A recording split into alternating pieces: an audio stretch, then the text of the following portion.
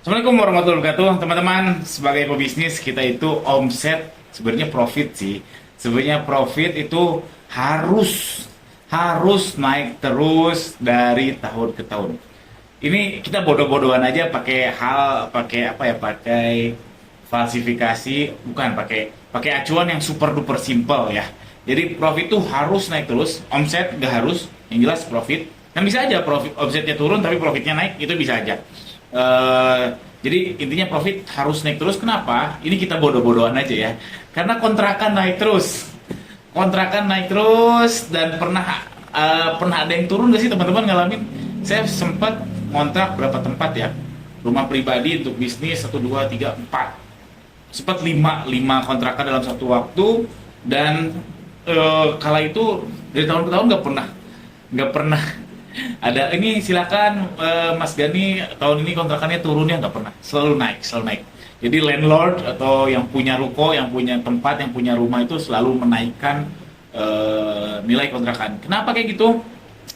Nggak tahu ya, saya belum pernah ngalamin jadi punya yang mengontrakkan tempat. Tapi faktanya yang saya alami adalah landlord itu atau yang punya tempat nggak pernah nurunin harga. Kalau teman-teman pernah nggak ngalamin kontrakan tuh diturunin oleh yang punya? Ini kalau punya sendiri lain soal ya.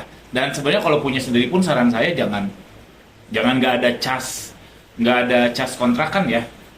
Maksudnya gini, kalau anda oke, saya punya ruko, punya orang tua saya misalkan. Terus saya bisnis, terus saya nggak bayar kontrakan ke orang tua saya, itu jangan.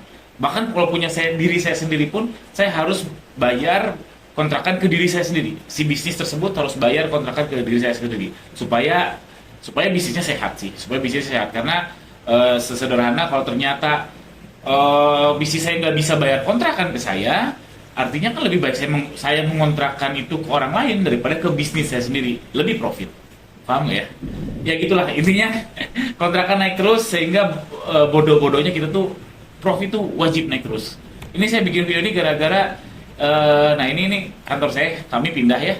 Jadi kami asalnya dua ruko, dua tempat, terus satu nggak kami lanjutkan, dan selang beberapa waktu ya, 2 minggu kemudian sebelah kami juga pindah.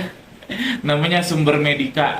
Ini bagus, maksudnya saya sedih juga sih karena ini termasuk yang paling lama di kompleks ruko tersebut, dan saya beberapa kali pakai jasa mereka. Bagus kerjanya, bukan bagus kerjanya ya, ya puas aja, saya puas aja menggunakan jasa mereka waktu itu. Bahkan saya yang paling ingat tuh waktu anak saya kena pneumonia. Kalau harus ke yang mahal kayak misalkan apa Biolabs, terus apa lagi ya. Oh iya, ini Sumber Medika ini tempat, bukan apotek, dia tempat laboratorium medis ya. Kayak apa sih yang terkenal tuh? Promina, Promina. Ya gitulah, ke lab-lab yang terkenal tuh mahal, dan kalau Sumber Medika ini murah, dia di Cimahi. Silahkan yang mau ke lab cari ya Sumber Medika, Jalan Sewu Sewu 1 nomor 9 di daerah Cimahi ya, daerah Cimahi. Saya merekomendasikan sekali karena harganya murah, cepat juga, dan ya enak lah, menurut saya enak, worth it lah. Dan sedih sekali saya, nggak sedih sekali ya, cukup sendu. Ternyata beliau juga pindah, kami juga pindah, alias tidak mengontrakan nih, Baju Yuli pindah ke Ruko 8, ya begitulah, pindah ke sebelah. Dan ini juga pindah juga. Ya begitu. Apakah mungkin sepertinya di daerah ruko kami itu bisnis sedang tidak baik-baik saja sehingga tidak ada pertumbuhan di situ. Jadi yang ngontrak jadi nggak kuat bayar. Kenapa saya berani bilang nggak kuat bayar? Karena sepenglihatan saya, ini sangat mungkin salah, ini cocok loginya saya. Kalau pindah itu menurut saya 95% nggak kuat untuk lanjutin. Pengalaman saya gitu ya. Kenapa? Saya pernah dengar dari pebisnis F&B ya. F&B itu, which is mereka kebanyakan kontrak juga, biaya terbesar adalah renovasi. Melebihi kontrakannya. Jadi misalkan kontrak 100 juta, renovasinya bisa 200 juta. Katanya gitu, apalagi F&B ya. F&B kan ya kalau tempatnya agak menjijikan gitu, atau agak nggak, catnya agak berkelupas gitu kan, mungkin orang akan malas, apalagi nggak bersih. Makanya kan renovasinya harus wah gitu, belum lagi dekor yang estetik.